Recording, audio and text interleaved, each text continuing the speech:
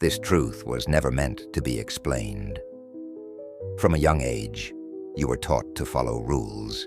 Pay attention, don't question too much, wait your turn. What you weren't taught was how power actually works. Power doesn't come from working harder.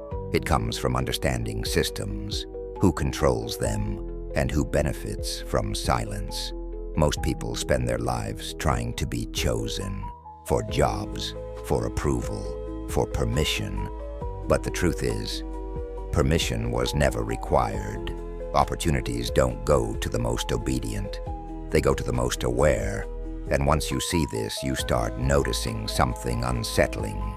The rules only feel permanent until someone ignores them successfully. That's the part nobody explains, because once you understand it, you stop waiting. Follow Hidden Truth Talk